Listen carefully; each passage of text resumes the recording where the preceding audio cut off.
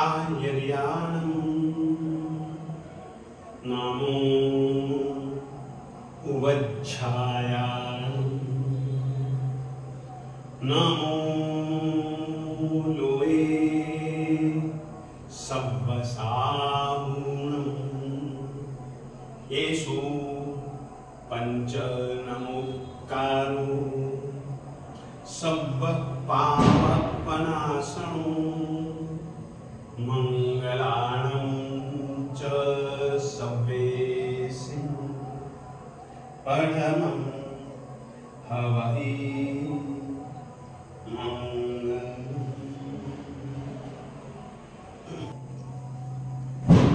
चत्तारि मंगलम् अरिहन्ता मंगलम् सिद्धा मंगलम्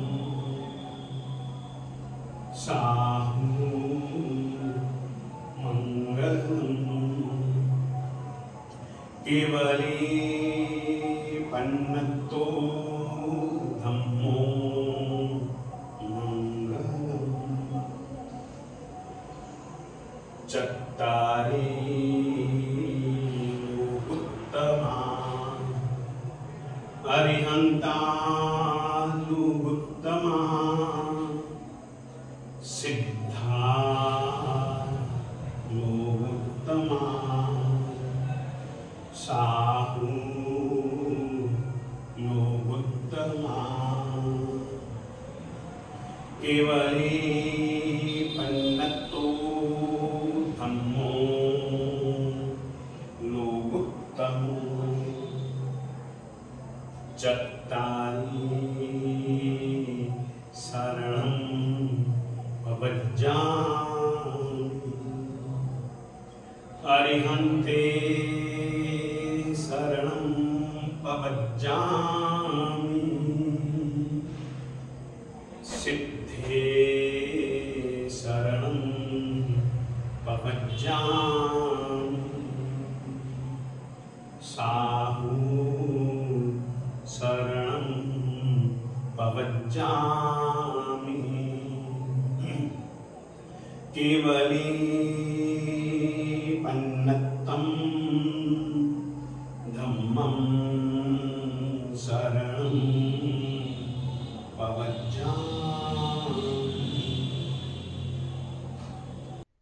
ईसे णं भन्ते समाये भारहे वासे कैविहा मनुष्य अणुसज्जित था गोयमा छविहा पन्नत्ता तंजहा पम्हगंधा मियगंधा अममा तेयतली सहा शनिचरी।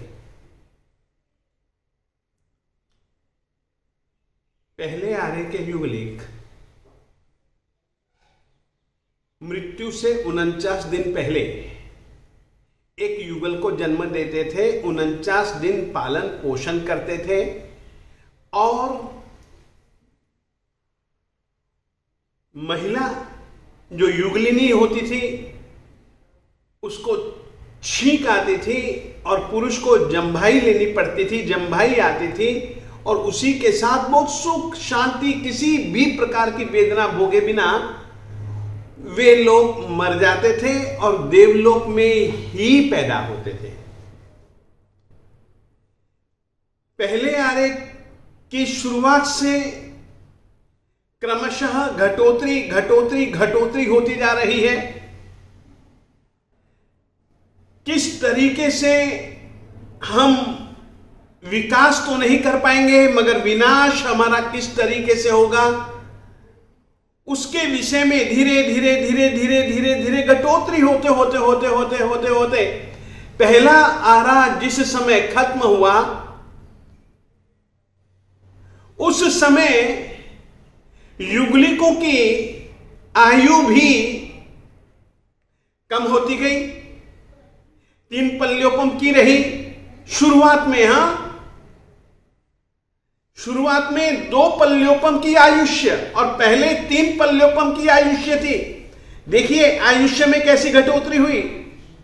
पहले के युगलिकों का शरीर 3 गांव ऊंचा था और इस समय धीरे धीरे धीरे घटोतरी होते हुए 2 गांव, और वह भी प्रारंभ में, दूसरे आने के अंत में। जब तीसरा आना प्रारंभ होगा तब तो 1 गांव जितना ही शरीर रहेगा। तो 2 गांव पहले के आरे के मनुष्य को भूख 3 दिन के बाद लगती थी और बहुत थोड़ा सा ही भोजन करते थे, जबकि दूसरे आरे के अंत में 2 दिन के बाद वे खाते थे। इस रीति से भूख बढ़ता गया, भूख बढ़ती गई। दूसरे आरे में प्रारंभ की स्थिति कुछ जुदा थी, फिर उसके बीच की स्थिति कुछ जुदा हुई और अंत समय में तो सुषमा नाम के आरे की स्थिति बहुत नीचे आ गई। आदमी जो पहले आरे में 6 प्रकार के मिलते थे, वो भी 6 प्रकार में से 2 प्रकार के तो बिल्कुल मिट ही गए। 4 प्रकार के रहे, परंतु उनमें भी गिरावट आ गई। पहले आरे में जो 6 प्रकार के मनुष्य थे, परमात्मा कहते पम्हा गंधा। उनके श्वास में जब भी वे श्वास छोड़ते थे, उस समय उनके श्वास में से श्रेष्ठतम कमल के फूल की गंध की तरह गंध निकलते थे। कई इस तरीके के युगलिक थे। मियगंधा, हिरण की नाभि में जैसी कस्तूरी होती है और उसकी जैसी तीव्र गंध होती है, उस तरीके से गंध जिस समय वे श्वास छोड़ते थे, उस समय उनके श्वास में उस तरीके की गंध होती थी। युगलिक और युगलिनी किस तरीके के होते थे, उनके लिए तीसरा विशेषण परमात्मा ने दिया है। अब तीसरा, चौथा, 5वां और 6ठा, ये जो विशेषण है बड़े अद्भुत कोटि के हैं। यदि आज की तारीख में भी उन 4 में से 3 विशेषण हम अपना सकते हैं, यदि उनका अंश हमारे में भी आ जाए तो हम भी सुख की ओर बढ़ सकते हैं। तीसरा विशेषण परमात्मा ने दिया है, अममा। उस समय के युगलिक किसी भी चीज को अपनी नहीं मानते थे, किसी भी चीज पर ममत्व नहीं, किसी भी चीज पर अधिकार नहीं। जब जिस चीज की जरूरत होती, कल्प वृक्ष से मिल जाती, उसी से वे ही गुजारा करते। इस तरीके से किसी भी चीज के ऊपर ममता नहीं। आज की तारीख में हम महसूस करते हैं जितने भी लड़ाई झगड़े हैं वो सब ममता के कारण है, मोह के कारण है। उस समय जीवों में ममता नहीं पाई जाती थी। उसके आगे तेयतली बड़े तेजस्वी होते थे। मन तो था मगर मन में कोई चिंता नहीं थी, बिल्कुल परम तेज, परम शांत, किसी भी प्रकार की चिंता नहीं, फिक्र नहीं, किसी से किसी भी प्रकार की लड़ाई झगड़ा नहीं, वैर विद्वेष नहीं, राग द्वेष भी बहुत बहुत बहुत बहुत प्रतनु, यानी कि बहुत कम। वे तेजस्वी होते थे। फिर उसके बाद में परमात्मा ने 5वां विशेषण दिया उनके लिए, सहा। वे बहुत शांतशील होते थे। 6ठा विशेषण दिया, शनिचरी। किसी भी प्रकार की मन में हड़बड़ाहट नहीं। यदि मन में हड़बड़ाहट नहीं है तो तन में, बुद्धि में किसी भी प्रकार की उथल पुथल हो ही नहीं सकती। न कुतूहल, न उत्सुकता। इस तरीके से न होने के कारण से तीव्र उत्कंठा भी नहीं, तीव्र कुतूहल भी नहीं, बस शांति से जी रहे हैं। शनिचरी, बहुत धीरे धीरे धीरे धीरे धीरे धीरे वे चलते थे, परंतु दूसरे आरे के प्रारंभ होने तक तो व्यक्तियों में से बहुत सारी पहले दो, यानी कि जो श्वास में कमल के जैसी गंध और श्वास छोड़ते समय कस्तूरी की तरह गंध, वो तो खत्म हो ही गए जीवों में से, व्यक्तियों में से, युगलिकों और युगलिनियों में से वो गुण तो खत्म हो ही गया, परंतु अभी भी दूसरे आरे के जीवों में शारीरिक दृष्टि से भी न्यूनता आई, 2 गांव की ही उनकी काया रही, आयु भी 2 पल्योपम की रही, शरीर के अंदर जो हड्डियां थी जिसको पसलियां हम लोग कहते हैं, वे भी 256 से घटती घटती घटती घटती घटती घटती घटती घटती दूसरे आरे के प्रारंभ समय में पाए जाने वाले युगलिकों में, युगलिनियों में 128 ही पसलियां रहने लग गई। उनको भूख भी लगती थी तो 2 दिन के बाद में ही वे खा लेते थे। इस तरीके से वो युगलिक किस तरीके के होते थे? देवादिदेव परमात्मा ने जम्बूद्वीप प्रज्ञप्ति में उस समय के युगलिक और युगलिनियों की शारीरिक स्थिति का बहुत बहुत बहुत अच्छा वर्णन किया है। पहले आरे के युगलिक और युगलिनियों की, उनका शरीर किस तरीके से होता है, उनकी तेजस्विता किस तरीके की होती है, उनका व्यक्तित्व किस तरीके का होता है, सारा वर्णन हमारे आगमों में बहुत विस्तार से परमात्मा देते हैं। दूसरे आरे के जो 4 तरीके के मनुष्य रहते हैं उनके विषय में परमात्मा ने सूत्र दिया है। घटते घटते घटते घटते जब उनकी स्थिति इस तरीके की रही तो वहां पर परमात्मा कहते हैं कि वे किस तरीके के होते हैं, उसका वर्णन है कि उस समय के जीव, एक सूत्र है, तीसेणम समाय 24 मनुष्य अनुसज्जित था तंजहा एक पौरजंगा कुसुमा सुसमना। उस समय के जो युगलिक होते थे एक अत्यंत श्रेष्ठ होते थे। श्रेष्ठ में भी कई स्तर होते हैं और उसमें से भी एक जब शुरुआत होती है उस समय के युगलिक श्रेष्ठ में से भी प्रबल बहुत अच्छे श्रेष्ठ होते थे। ठीक है, धीरे धीरे धीरे धीरे उनकी मानसिकता में भी, उनकी शारीरिक स्थिति में भी ह्रास होने लग गया, उनकी सहनशीलता में भी ह्रास होने लग गया, परंतु वे ज्यादा क्रोध मान माया लोभ नहीं करते हैं, मोह राग द्वेष नहीं करते हैं, आपस में कलह क्लेश कंकास नहीं करते हैं। दूसरे प्रकार के प्रचुर जंघा, उनकी जंघाओं का हिस्सा बहुत बहुत बहुत पुष्ट होता था, सारा शरीर ही उनका पुष्ट होता था। इस तरीके के वो युगलिक और युगलिनियां होते थे।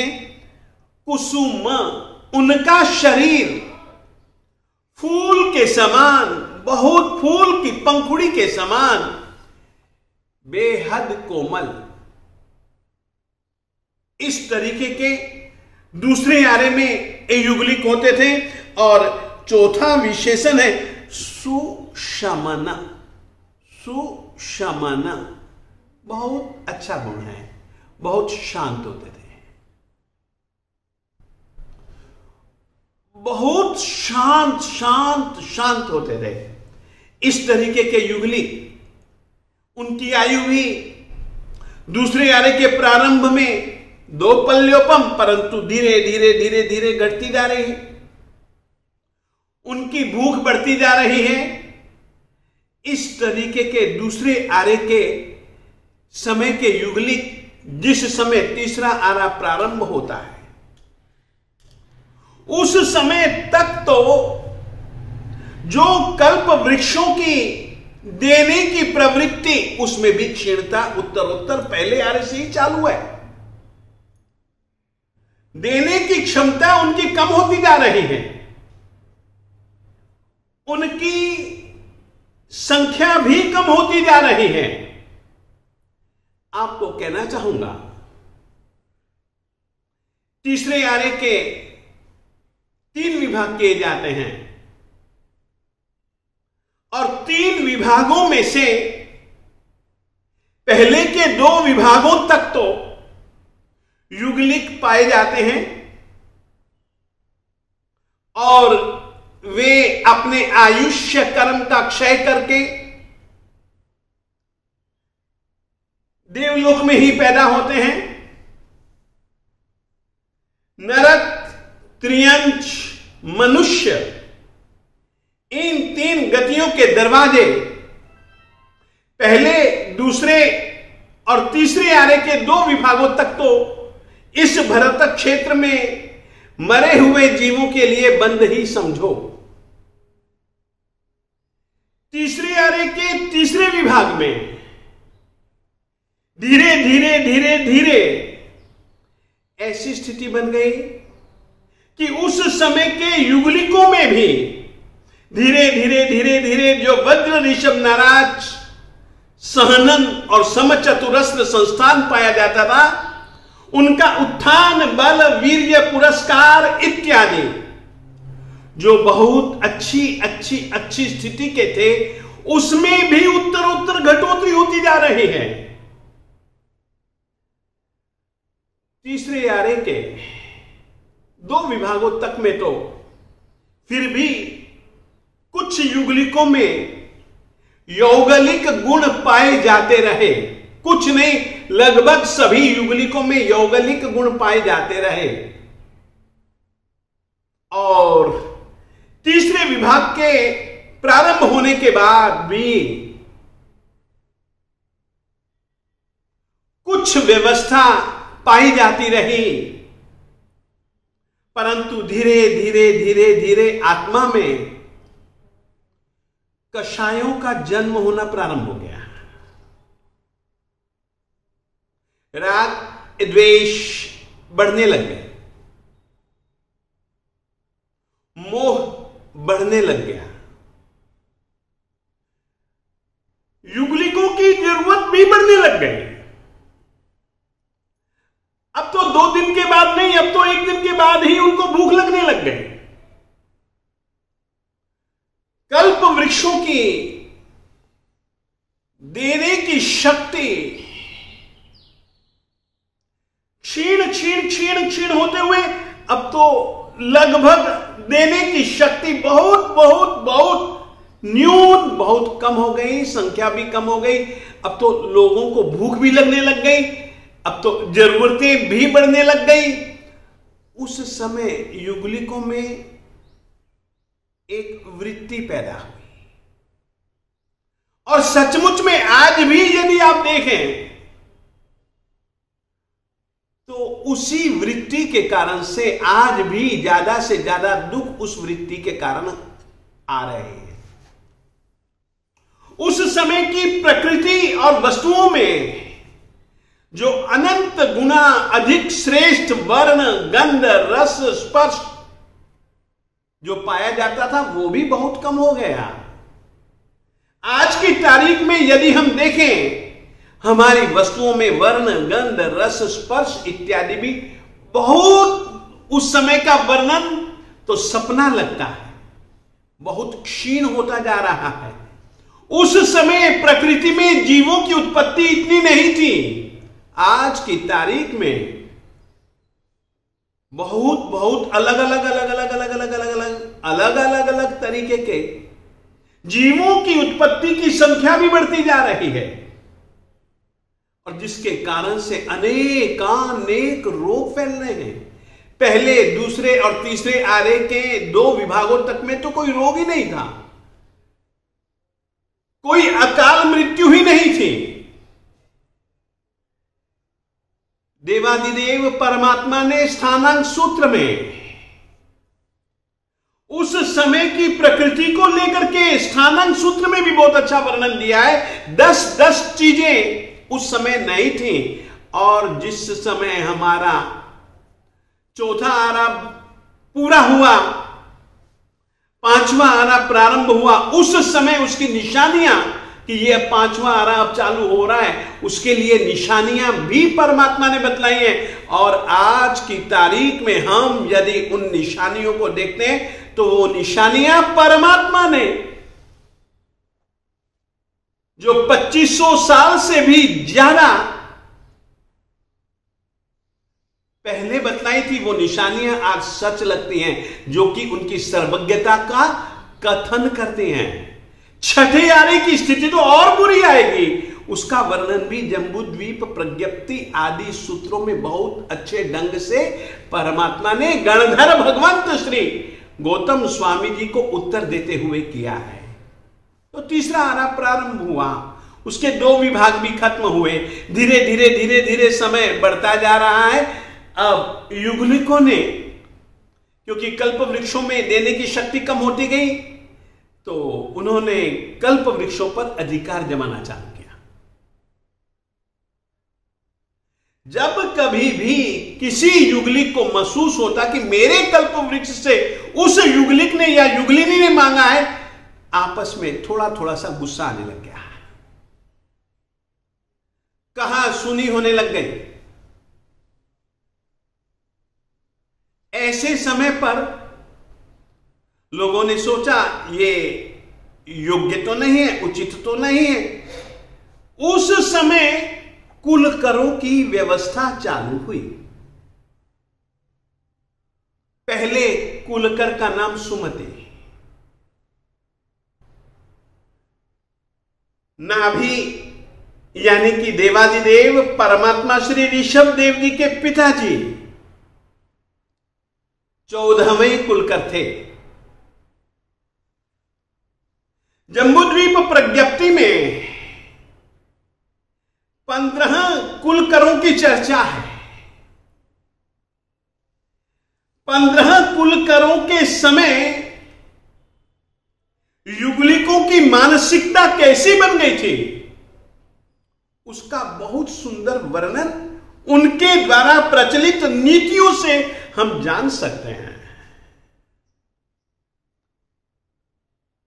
पहले के समय तीसरे आरे के दूसरे विभाग के बीत जाने के बाद धीरे धीरे धीरे धीरे क्रमशः जो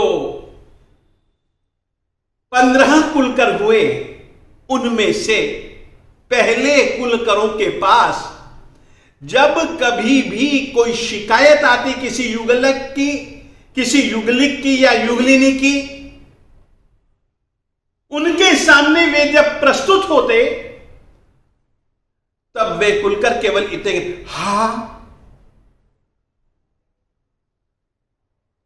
इस हा कहने का प्रभाव युगलिक के मन पर या युगलिनी के मन पर इतना पड़ता, दूसरी बार तो वे कुलकर को अपना मुंह भी दिखाने में संकोच करते थे। सोचते थे कि अभी यदि धरती फट जाए तो इसमें समा जाए, परंतु इनको हमको हाँ ये कहना पड़ा। और उसके बाद से युगलिक लोग उस गलती को तो दूसरी बार नहीं दोहराते थे। पहले 5 कुलकरों तक हाकार नीति चली। अब सोचिए, हाकार नीति का भी प्रभाव कम होने लगा। कैसी मानसिकता में बदलाव आया,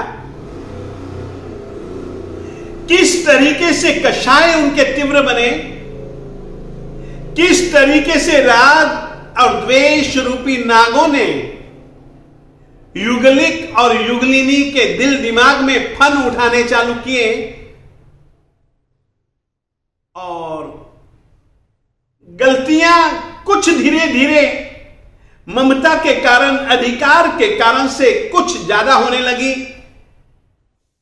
6वें कुलकर से लेकर के 10वें कुलकर ने उनको दूसरी नीति चालू करनी पड़ी। जब देखा कि हाकार नीति का कोई प्रभाव ही नहीं है, तो उन्होंने एक दूसरी नीति चालू करी, माकार। अगर बहुत थोड़ा अपराध होता तो हाँ कहते, जब देखते कि हाँ का भी प्रभाव नहीं है तो फिर वे लोगों ने कहा मां। मां का मतलब है कि मैं आज्ञा देता हूं ऐसा मत कर।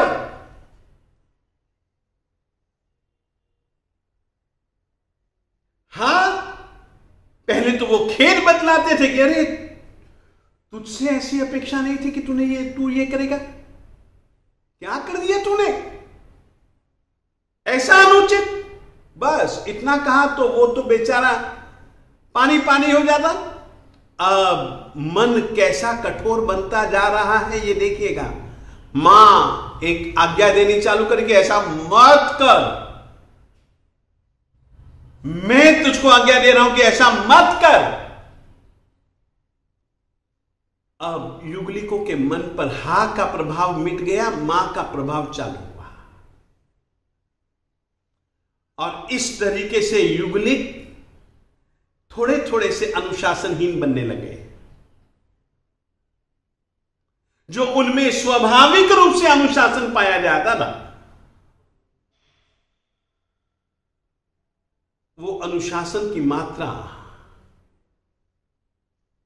बहुत कम हो गई। और एक पल ऐसा भी आया,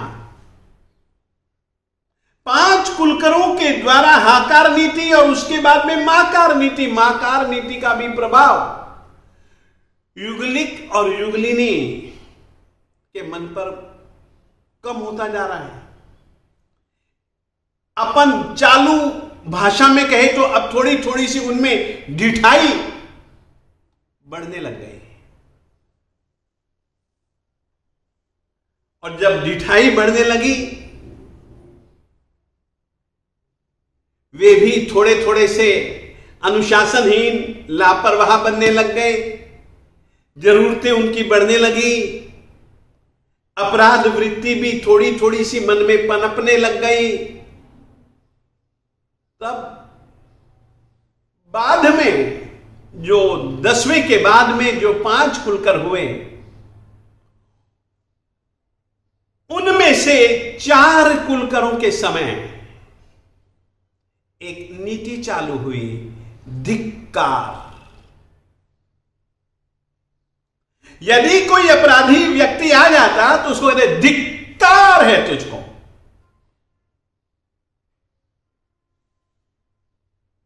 और इस रीति से, धिक्कार नीति से एक अनुशासनात्मक व्यवस्था चलती रही।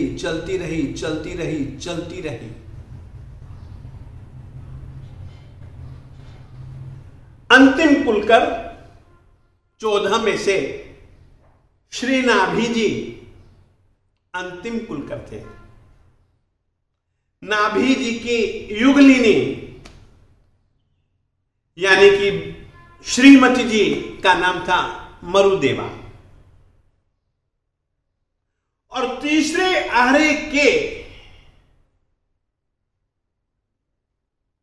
84 लाख पूर्व वर्ष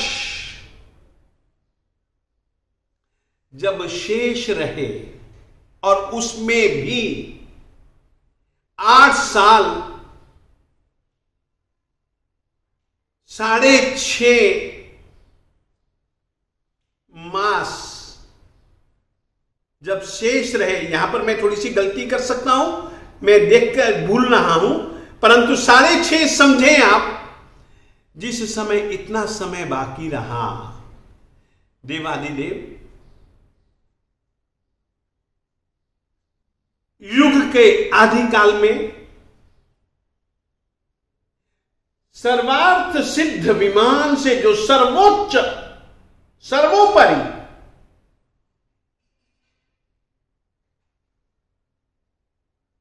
जहां के देवताओं की आयुष्य 33 सागरोपम होते हैं, 33 सागरोपम की आयुष्य पूर्ण करके मरुदेवा माता की कुक्षी में अवतरित हुए। च्यवन हुआ, माता ने 14 सपने इत्यादि देखे। जिस तरीके से कल्प सूत्र आदि, जम्बूद्वीप प्रज्ञप्ति आदि में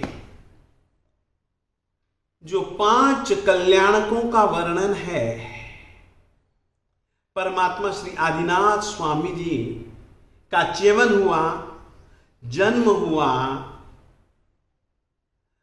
परमात्मा की कुल आयु 84 लाख पूर्व वर्ष, उसमें से 20 लाख पूर्व वर्ष परमात्मा ने कुमार अवस्था में बितलाए। 63 लाख पूर्व वर्ष तक वे राजा बने रहे, राज्य व्यवस्था संभालते रहे। राज्य व्यवस्था जमाते समय उन्होंने साम दाम इत्यादि कई प्रकार की राज्य संचालन के लिए कई कई प्रकार की नीतियों का निर्देशन, नीतियों का अध्यापन करवाया। सारी की सारी आज की तारीख में जो मानव संस्कृति में पाए जाने वाले ह्रास की ओर बढ़ते बढ़ते बढ़ते बढ़ते बढ़ते बढ़ते बढ़ते बढ़ते आज जिन गुणों का, जिन कलाओं का ह्रास हुआ है, और ह्रास होते हुए हम लगातार महसूस कर रहे हैं, अब विनाश नहीं, अब धीरे धीरे महाविनाश की ओर हम बढ़ते जा रहे हैं।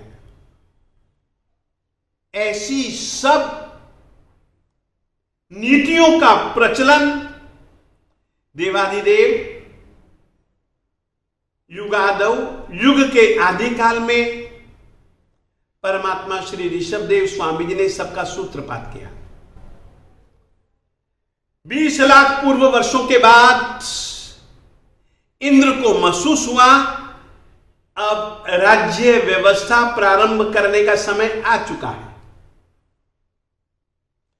जैसे हम एक कमरे से निकल करके दूसरे कमरे में प्रवेश करते हैं, वैसे ही इंद्र देवलोक से इस भरत क्षेत्र में आता है, परमात्मा श्री आदिनाथ स्वामी जी का राज्याभिषेक करता है। तो पहले राजा के ऊपर अभिषेक करने वाला इंद्र, परंतु तब तक तो युगलिक लोग भी जल ले आए थे कमल पत्रों में, कमलिनी पत्रों में भर करके। उन्होंने देखा कि अरे सारे के सारे शरीर पर वस्त्र हैं, अलंकरण हैं, इनके ऊपर हम तो अभिषेक कर ही नहीं सकते। इन्होंने तो कहा था कि सिर पर अभिषेक करना चाहिए, मुकुट है तो। उन्होंने पूरे शरीर को ऊपर से लेकर के नीचे तक देखा तो केवल चरण कमल उन्होंने बिना पादक त्राण यानी कि बिना जूतों के देखे। तो उन्होंने अभिषेक राज्य के राजा के रूप में स्वीकार करते हैं हम इस बात के लिए, जो अभिषेक करना चाहिए था वो उन्होंने श्री चरणों पर किया। इस तरीके से वे राजा बने। परमात्मा ने नगर संस्कृति, ग्राम संस्कृति, राजनीति, सभी प्रकार की व्यवस्थाओं का संचालन, सभी व्यवस्थाओं का सिखाना समझाना वो सब किया। परमात्मा 83 लाख पूर्व वर्ष के बाद अब 1 लाख पूर्व वर्ष आयु उनकी बाकी है। उस समय परमात्मा ने अपने 100 के 100 पुत्रों में राज्य का बंटवारा किया। उनको समझा करके उन्होंने दीक्षा ली।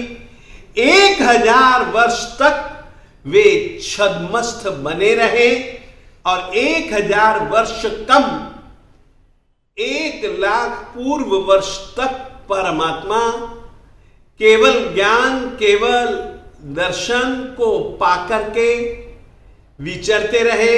उन्होंने समवसरण में विराजमान होकर के 2 प्रकार के धर्म का उपदेश दिया, सर्वविरति धर्म और देशविरति धर्म। जो आचार्य मानतुंग सुरेश्वर जी महाराज साहब जी ने कहा है, युगादा वालंबनम भवजले पतताम जनानाम, उनके श्री चरणों की महिमा गाते हुए उनके द्वारा बतलाए गए 2 प्रकार के धर्मों का पालन जो कोई भी अच्छे ढंग से निरतिचार रूप से करता है, वे सचमुच में रत्नत्रयी रूप मोक्ष मार्ग पर चलते हुए वे भी मुक्ति तक पहुंच जाते हैं। इस तरीके से युगादौ जो पहला आरा, दूसरा आरा, तीसरे आरे के समापन में 8 साल 6 महीने 15 दिन लगभग जब ये बाकी रहते हैं, उस समय परमात्मा का निर्वाण हो जाता है। इस तरीके से मैंने बहुत संक्षेप में आप लोगों को यह वर्णन सुनाया है, परंतु आप लोगों के लिए मैं इतना वर्णन उचित मानता हूं। इस तरीके से पहले श्लोक को लेकर के युगाधा वालंबनम भवजले पतताम जनानाम जिनपाद युगम, वो कैसे हुए कैसे नहीं हुए मैंने संक्षेप में बतलाने का प्रयास किया। इसमें भी यदि कुछ भी आगम विरुद्ध सोचा गया हो, कहा गया हो, तो मैं मन वचन काया से अपने परमात्मा के अतिरिक्त अपने गुरु जी महाराज, गुरुदेव श्रीमद विद्यानंद सुरेश्वर जी महाराज, गुरुदेव श्रीमद विजय वल्लभ सुरेश्वर जी महाराज साहेब, गुरुदेव श्रीमद विजय समुद्र सुरेश्वर जी महाराज साहेब, गुरुदेव श्रीमद विजय इंद्रदिन्न सुरेश्वर जी महाराज साहेब, गुरुदेव श्रीमद विजय रत्नाकर सुरेश्वर जी महाराज साहेब जी की साक्षी में चतुर्विद श्री संघ को साक्षी बना करके कुछ भी अगर गलत कहा गया हो अभी तक के वर्णन में, तो उसके लिए मैं मन वचन काया से मिच्छामि दुक्कडम कहता हूं।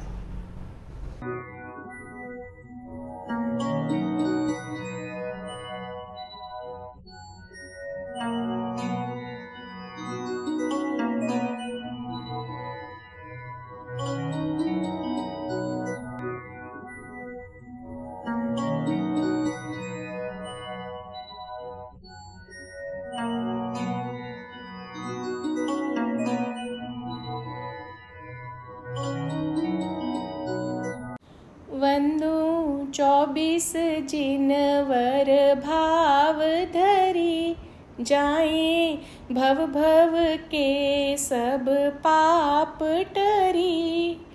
लोक में उद्योत करता धर्म तीर्थंकर जिना, करूँगा अरिहंत 24 केवली की कीर्तना। प्रभु कीर्तन कर्म जंजाल हरि, वंदू 24 जिनवर भाव धरी। ऋषभ देव जित संभव अभिनंदन नाथ जी, सुमति नाथ श्री पद्म प्रभु श्री सुपारस नाथ जी। वंदू चंदा प्रभु के पाँव परी, वंदू 24 जिनवर भाव धरी। सुविधि शीतल नाथ श्री शरयांस वासु पूज्य जी, विमल नाथ अनंत नाथ श्री धर्मनाथ वासु पूज्य जी। वंदू शांति नाथ जग शांति करी, वंदू 24 जिनवर भाव धरी। कुंथु अरमल्ली मुनि सुव्रत श्री नमिनाथ जी, श्री नेमिनाथ श्री पार्श्वनाथ जी, तारे भवो दधिपाथ जी। वंदू वर्धमान निज रिद्धि भरी, वंदू 24 जिनवर भाव धरी। दूर कीने कर्म रजमल जरा मरण विहीन हो, 24 जिनवर तीर्थंकर मैंने स्तवे अति दीन हो। करो नेक नजर टरे भाव अरी, वंदू 24 जिनवर भाव धरी। कीर्तन किए वंदन किए पूजन किए सही कीजिए, आरोग्य बोधि लाभ उत्तम वर समाधि दीजिए। जिन्हें लोक में उत्तम सिद्धि वरी, वंदू 24 जिनवर भाव धरी। चांद से निर्मल अति अति सूर्य से प्रकाश में, गंभीर सागर से अति अति हुए सिद्ध चिद आकाश में। दीजे सिद्धि मुझे भव सिंधु तरी, वंदू 24 जिनवर भाव धरी। आत्मलक्ष्मी आपने अपनी प्रभु है पालई, दीजिए अब तो सेवक को शांति सुखदाता भई। होवे हर्ष वल्लभ सम मुक्ति खरी, वंदू 24 जिनवर भाव धरी। जाए भव भव के सब पाप टरी, वंदू 24 जिनवर भाव धरी। शिवमस्तु सर्वजगतः, परहितनिरता भवन्तु भूतगणाः।